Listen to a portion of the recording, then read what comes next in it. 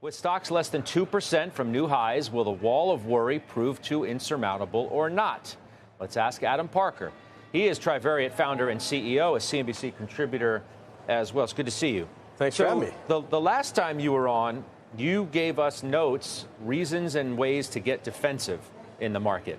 Now you've given us 4 ideas to get for offense, and you say you got pushback from some of your clients who asked, why would we get defensive if the price momentum and everything else suggests we're going up?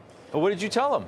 Well, look, I mean, the barbell is supposed to be some defense and some offense. So I didn't think it was crazy to offer some defensive ideas. I got a lot of pushback. I think people just said, well, why do you want any defense? Like, we're headed to highs. That's inevitable. And it certainly feels that way. And I think the combination of just not seeing a bear case that can unfold in June and a belief that maybe the earnings aren't going to really be impacted that much for the biggest 50 stocks has people thinking we're headed to high. So I thought the right thing to do was now give the offensive side of the barbell in the work this week to offset it. When they said, why get defensive, did you give a list? Well, I think this and potentially this and that, and that's why maybe you need a defensive tenor and tone. I think the consensus view is that we're going to hit a soft pocket at some point, August to October, in that period. What we thought was going to be a weaker set of guidance for July, and now it doesn't even look like we're really going to see that big of a problem on the July guidance for October. It just seems like, I mean, we did this note a week ago. 50% of the gross profit dollars of the S&P 500, 50% come from the biggest 50 stocks. The biggest 50 stocks have proven they're pretty resilient to growth scares. They're pretty resilient to higher inflation. And so that's half the battle, right? And then I think the rest of the companies are saying, well, until the last five days, we didn't really worry too much about rising input costs with oil and commodities and other stuff. Currency's helping a little bit. So, yeah, the median stocks margins might be hurt, but maybe the growth scare won't be that bad. And I think that's why people are now saying, hey, look, we got to find some offense. And we wrote in the notice, it's not the most expensive decile. It's not the ones with the fastest 10% of growth. It's actually kind of things are going pretty well, but not crazy. That maybe is the right offense. You're looking to try and play what's worked since the April 8th bottom. I mean, the problem with that, if it's a problem, is that some of the things that have worked seemingly have lost their momentum as tech has sort of carried the load again.